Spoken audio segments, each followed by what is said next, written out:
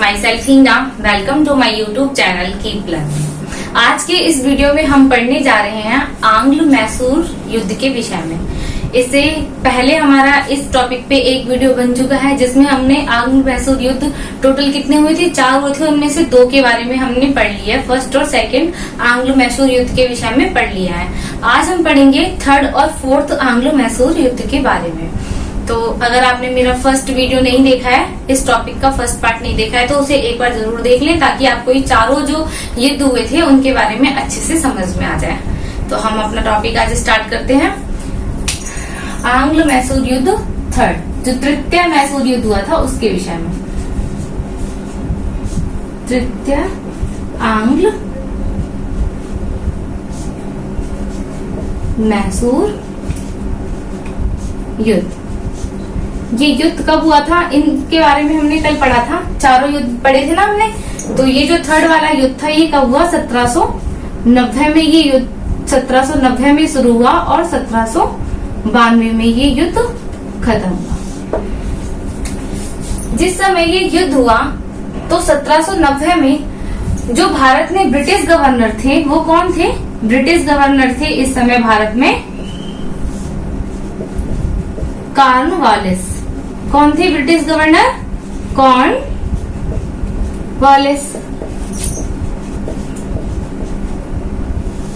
और जो मैसूर के शासक हैं, क्योंकि युद्ध अंग्रेज और मैसूर के बीच में चल रहा था, तो यहाँ पर जो मैसूर के शासक थे वो कौन थे? टीपू सुल्तान। मैसूर के शासक कौन थे इस समय? मैसूर के शासक थे टीपू सुल्तान।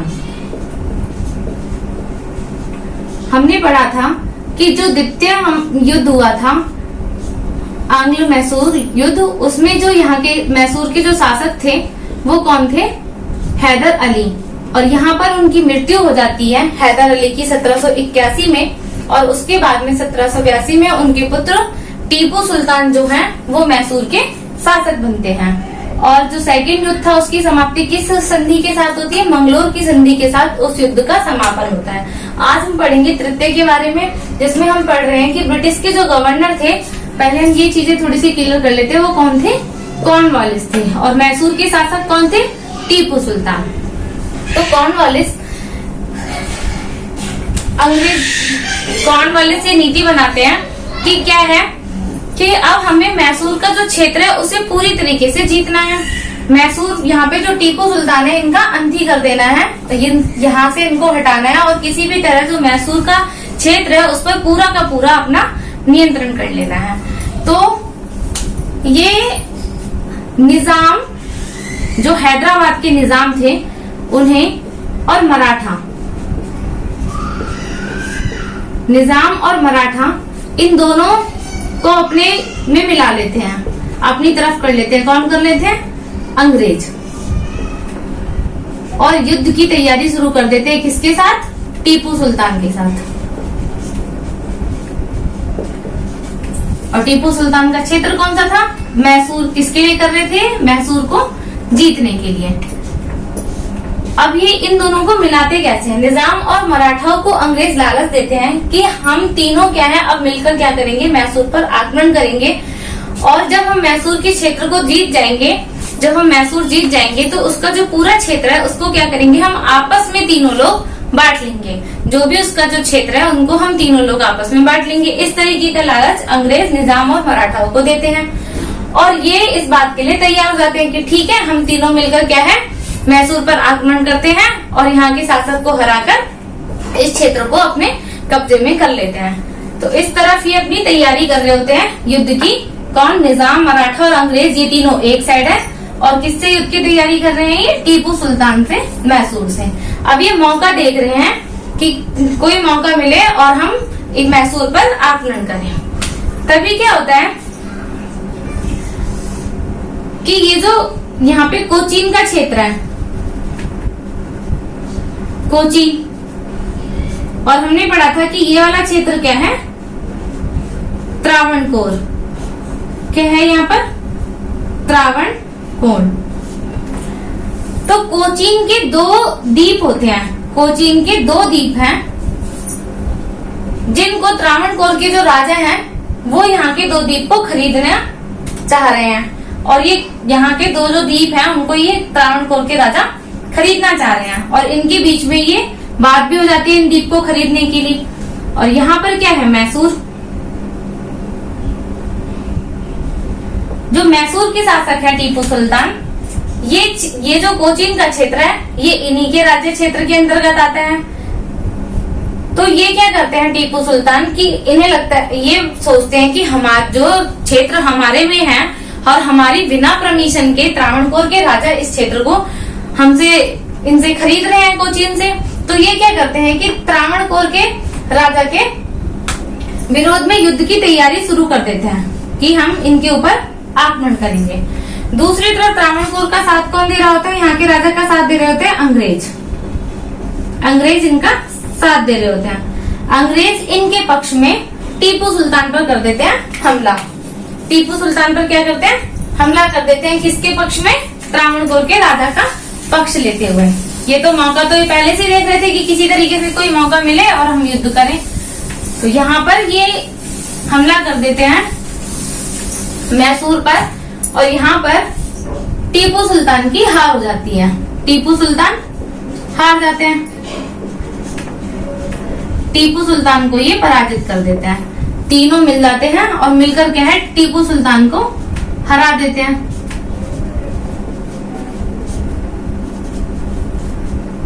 साथ ही साथ क्या करते हैं, इनके दो पुत्रों को, टीपू सुल्तान के दो पुत्रों को अंग्रेज बंदी बना लेते हैं। अंग्रेज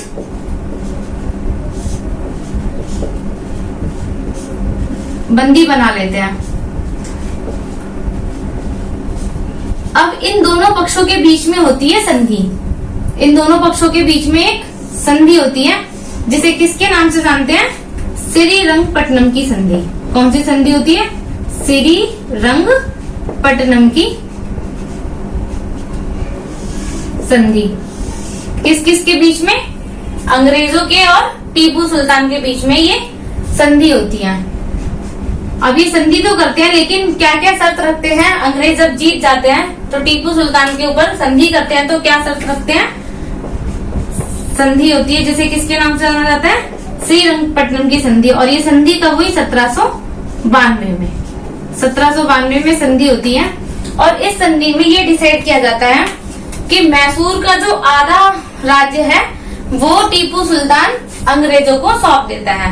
मैसूर का आधा राज्य टीपू सुल्तान किसको दे देता है, अंग्रेजों को दे देता है। किस युद्ध के बाद, तीसरे आंग्ल मैसूर युद्ध के बाद जब टीपू सुल्तान हार जाता है तो मैसूर का जो आधा क्षेत्र है वो किसको सौंप देता है, अंग्रेजों को सौंप देता है। और अंग्रेज क्षेत्र भी कौन से लेते हैं उनसे, जो किनारे का क्षेत्र होता है, मालाबार तट का जो क्षेत्र होता है, जहाँ पर हमने पढ़ा था कि यहाँ पर जो मसाले की उपस्थिति वो काफी अच्छी होती थी, मसालों के लिए फेमस था। तो मालाबार तट अंग्रेज टीपू सुल्तान से ले लेते हैं। साथ ही साथ इनका एक क्षेत्र हमने पढ़ा था, टीपू सुल्तान हैदर अली ने जहाँ पर कारखाना लगाया था, डीडी गुल। कौन सी था वो, डीडी गुल नामक स्थान पर इन्होंने अपना शास्त्रागार लगाया था। किसने लगाया था, हैदर अली ने। यहाँ पर क्या होता था कि इनके शस्त्रों का निर्माण होता था। तो ये दोनों जो क्षेत्र हैं वो अंग्रेज इनसे जीतकर ले लेते हैं। डीडी गुल ले लेते हैं और क्या ले लेते हैं, मालाबार तट।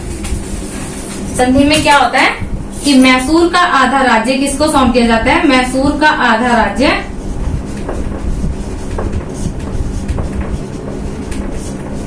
अंग्रेजों को दे दिया जाता है।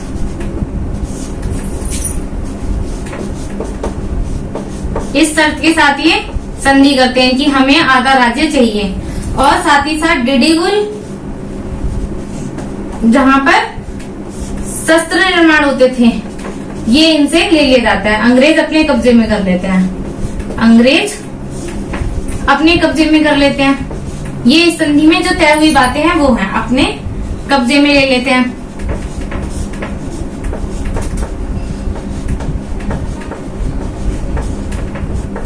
और जो तीसरी बात तय होती है वो क्या होती है कि 3 करोड़ रुपए का जुर्माना, 3 करोड़ रुपए का जुर्माना अंग्रेज लगाते हैं किसके ऊपर, टीपू सुल्तान के ऊपर। कि युद्ध में जो क्षति हुई है उसके लिए जो टीपू सुल्तान है वो अंग्रेजों को 3 करोड़ रुपए की राशि देंगे। और जब तक ये राशि टीपू सुल्तान नहीं देते तब तक उनके पुत्रों को बंदी बनाकर रखा जाता है। तो कितना जुर्माना लगाया जाता है इनके ऊपर? 3 करोड़ रुपए का युद्ध क्षति जुर्माना लगाया जाता है। युद्ध क्षति जुर्माना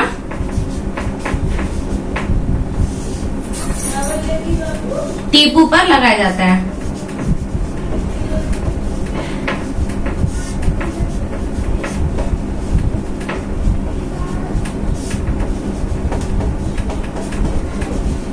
अब देखो, पहले भी युद्ध हुए इनके बीच में, अंग्रेजों के और मैसूर के बीच में, लेकिन उनमें जो संधि हुई वो संधि किस बात को लेकर खत्म कर दी गई कि ठीक है, हम दोनों ने जो एक दूसरे के राज्य क्षेत्र को जीत लिया है, उन्हें एक दूसरे के क्षेत्रों को वापस लौटा देते हैं।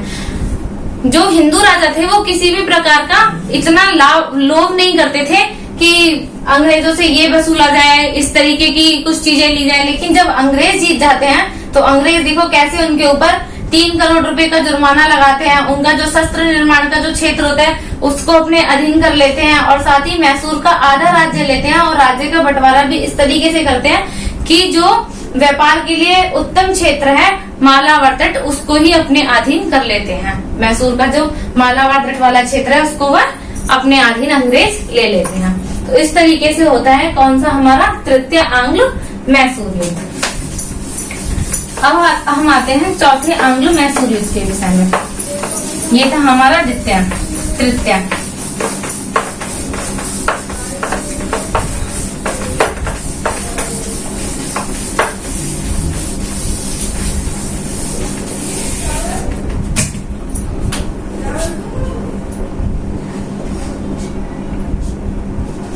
ये है फोर्थ आंग्ल मैसूर युद्ध।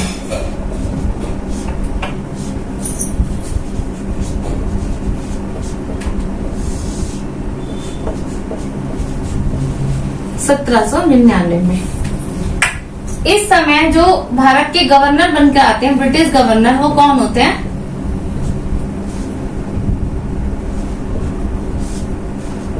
ब्रिटिश गवर्नर आते हैं वेलेजली। ये गवर्नर बनके आते हैं। अब ये क्या नीति चलते हैं? ये अपनी अलग ही चाल चलते हैं।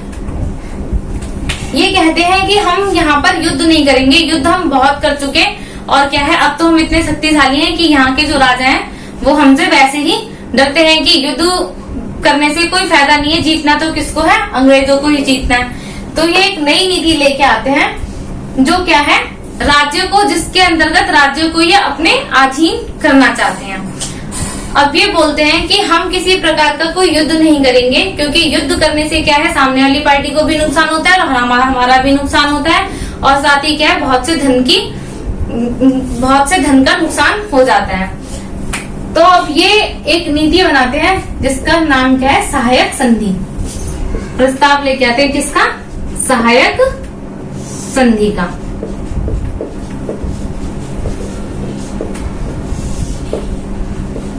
इस सहायक संधि के अंतर्गत राजाओं के पास में ये भेजते हैं, सहायक संधि उनके पास ये प्रस्ताव भेजते हैं कि आप क्या है, हमसे क्या कर लीजिए, संधि कर लीजिए। पहले हमने देखा कि जो भी संधि होती थी वो दोनों पक्षों के बीच में युद्ध होता था और युद्ध के बाद एक पक्ष या तो हारता था, एक जीतता था, और उसके बाद इनके बीच में संधि होती थी। लेकिन यहाँ पर कोई भी युद्ध नहीं हो रहा, किसी प्रकार की कोई हार जीत नहीं हो रही और संधि पहले ही कर ली जा रही है।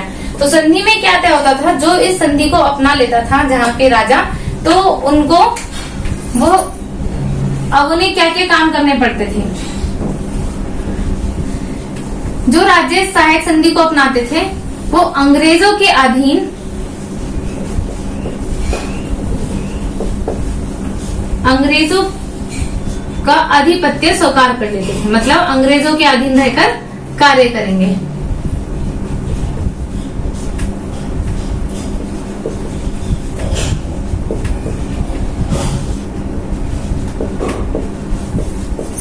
ये जो इम्पोर्टेंट बातें हैं वो बता रही हूँ कि क्या क्या इस सहायक संधि में जो पॉइंट्स थे वो रखे गए थे। साथ ही साथ जो राज्य है उन्हें राज्यों को अपने खर्च पर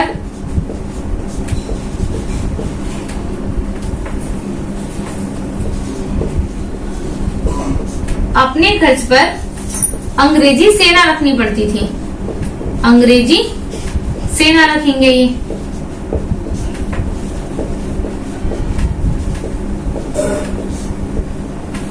और जो इस संधि को नहीं अपनाता था वो युद्ध के लिए तैयार हो जाए। जो संधि को स्वीकार नहीं करेगा वो युद्ध के लिए तैयार हो जाए। तो जो संधि को अपना रहे थे उनमें ये बातें माननी पड़ रही थी कि अंग्रेजों के आधिपत्य को स्वीकार करना पड़ेगा, साथ ही आपको अपनी जो सेना है उसको हटाकर अंग्रेजी सेना की एक टुकड़ी रखनी पड़ेगी। अंग्रेजी सेना की टुकड़ी रखनी पड़ेगी मतलब।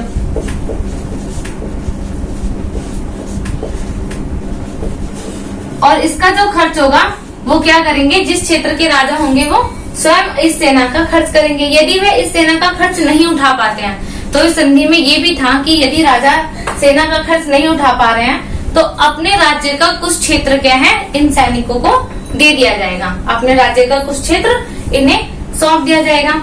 ये बातें तय हुई। साथ ही क्या तय हुआ कि अंग्रेजों की बिना परमिशन के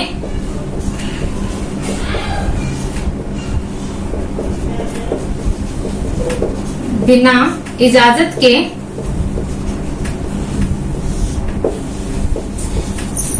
राज्य किसी भी प्रकार की कोई संधि या युद्ध नहीं करेगा। राज्य किसी प्रकार की किसी दूसरे राज्य के साथ ना तो कोई संधि करेगा और ना ही युद्ध करेगा। इसके लिए क्या है, उनको अंग्रेजों की इजाजत लेनी होगी। राज्य किसी के साथ ना युद्ध करेगा और ना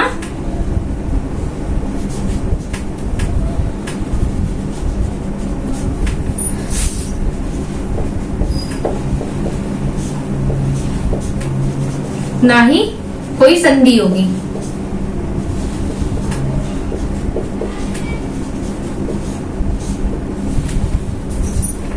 और क्या है, राज्य में ये अंग्रेज रखते थे, राज्य में अंग्रेज अपने रेजिडेंट को रखते थे,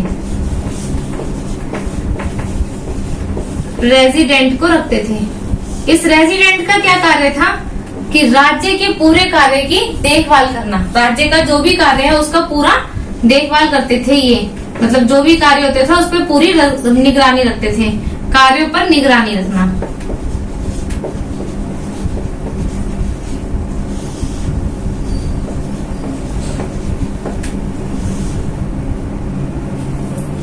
इस तरीके की बातें क्या थी इस संधि के अंदर तय करी गई थी। तो अब ये सब जो सबसे पहले इनकी संधि को जो अपनाया, सहायक संधि को, वह किसने स्वीकार किया, हैदराबाद ने।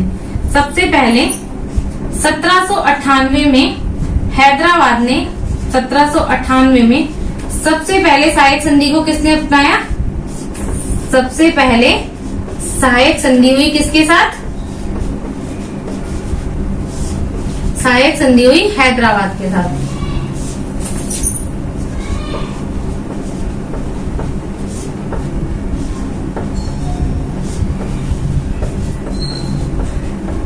इसके बाद क्या है, 1799 में अंग्रेज मैसूर के पास सहायक संधि का प्रस्ताव भेजते हैं कि आप हमारे साथ क्या है सहायक संधि कर लीजिए। लेकिन जो वहां के शासक थे वो कौन थे, टीपू सुल्तान, जो कि एक बहुत ही वीर और शक्तिशाली शासक थे। वो इनकी इस संधि को क्या कर देते हैं, स्वीकार नहीं करते हैं। इस संधि को स्वीकार करने से इनकार कर देते हैं और तभी इन दोनों के बीच में युद्ध होता है, जिस युद्ध में क्या है अंग्रेजों द्वारा टीपू सुल्तान हार जाते हैं और वहां पर वीर गति को लड़ते लड़ते ही क्या है वीर गति को प्राप्त हो जाते हैं।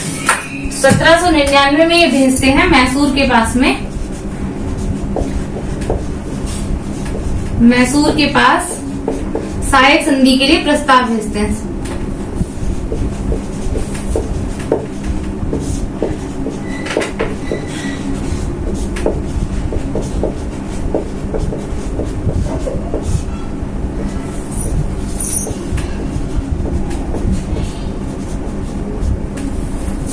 लेकिन टीपू सुल्तान क्या करते हैं, टीपू सुल्तान संधि करने से मना कर देते हैं। संधि करने से मतलब संधि को स्वीकार करने से, क्योंकि वो नहीं चाहते थे कि वे किसी के दबाव में आकर किसी भी प्रकार का अपना राज्य का संचालन करें, तो वो इस संधि को करने से मना कर देते हैं।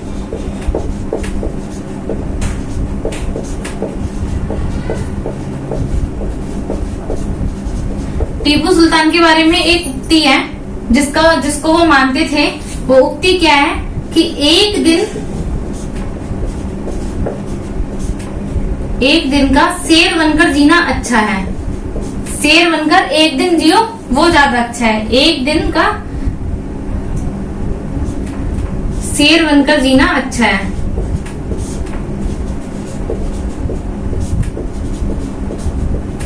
लेकिन भेड़ की तरह लंबी जिंदगी जीना बेकार है।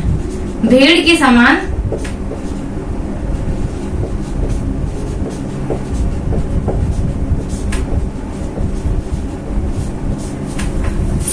लंबी जिंदगी जीना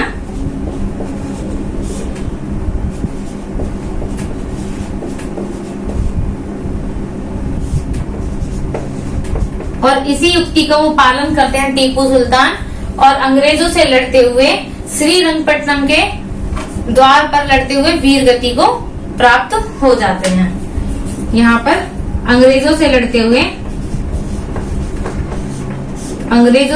हुए टीपू सुल्तान, यहाँ पर होता है चौथा मैंगला आसुर युद्ध। कौन सा युद्ध हुआ ये? चौथा मैंगला आसुर युद्ध। किस किस के बीच में? अंग्रेजों के और टीपू सुल्तान के बीच में लड़ते हुए टीपू सुल्तान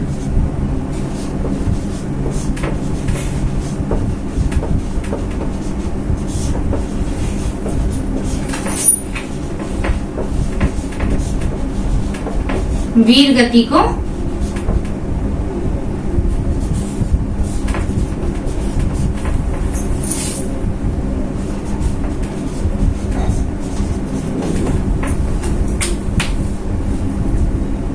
तो जो टीपू सुल्तान थे उन्होंने कभी भी किसी की स्वाधीनता स्वीकार नहीं करी।